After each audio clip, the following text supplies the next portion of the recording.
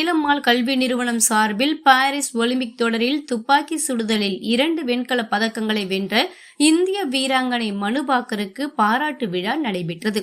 Paris Olympic தொடரில் 10 metre air pistol துப்பாக்கி சுடுதலில் ஒற்றையர் மகளிர் மற்றும் கலப்பு இரட்டையர் பிரிவில் வெண்கல பதக்கங்களை வென்றிருந்தார் இந்திய வீராங்கனை மனு பாக்கர்.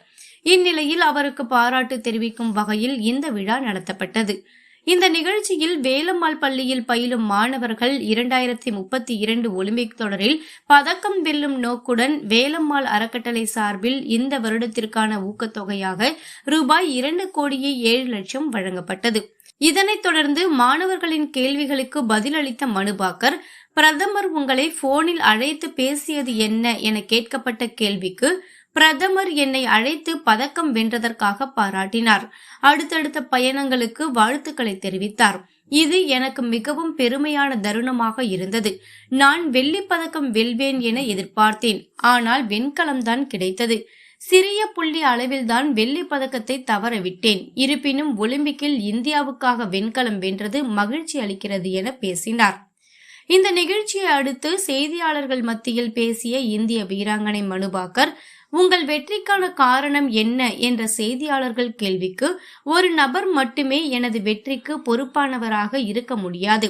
என் குடும்பம், பயிற்சியாளர் பால், இந்திய விளையாட்டு மேம்பாட்டு ஆணையம் மற்றும் பலரின் பங்களிப்பு நம் நாட்டிற்கு பதக்கம் கிடைக்க மிகப்பெரிய காரணமாக இருந்தது.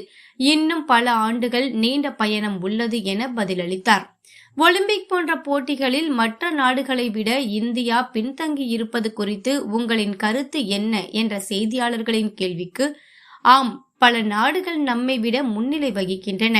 நாம் அனைவரும் பதக்கப்பட்டியலை உயர்த்தும் நம்பிக்கையுடன் இருப்போம்.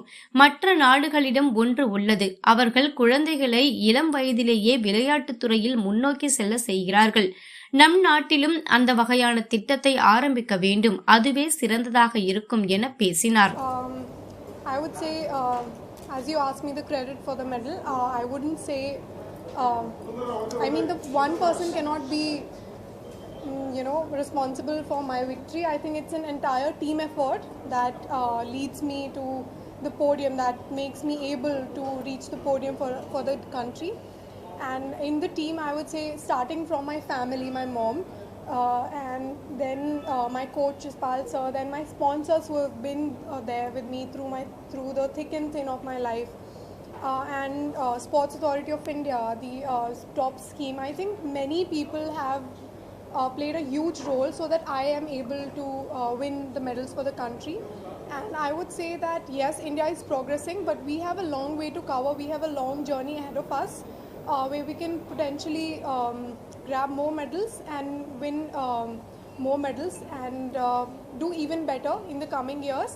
Yes, I understand that many nations, many countries are far ahead of us. Discuss with you, I can tell you all that my journey started from my school, Universal School, and when I see initiatives like such, like Bellarmine School has come up with this 2032 program, and I've known so many chess prodigies from the school. So I would say it's a very good step, and in order to motivate our kids and in order to excel in sports, I think it needs to be started from a very young age.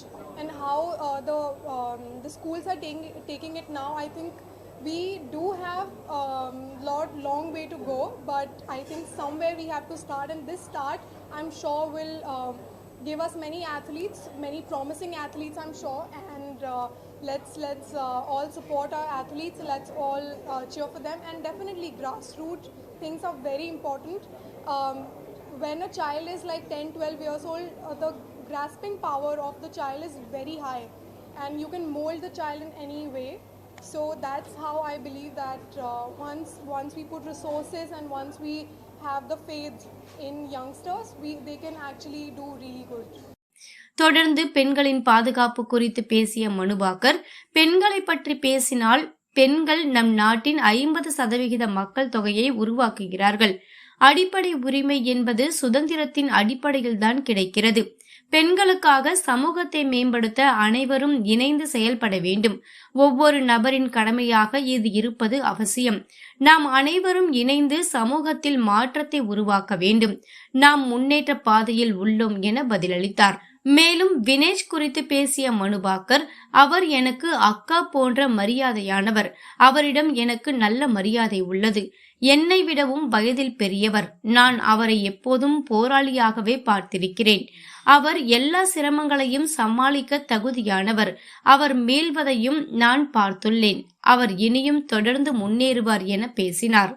இறுதியாக மனுபாக்கரின் அடுத்த கட்டங்கள் குறித்து கேட்கப்பட்ட கேள்விக்கு, நான் தற்போது ஓய்வெடுக்க விரும்புகிறேன். எனது தோளில் சுமையை குறைத்து 3 மாதங்களுக்கு ஓய்வெடுக்க முடிவெடுத்துள்ளேன். 4 அல்லது 5 மாதங்கள் கழித்து மீண்டும் எனது பணியை துவங்குவேன் என பேசினார்.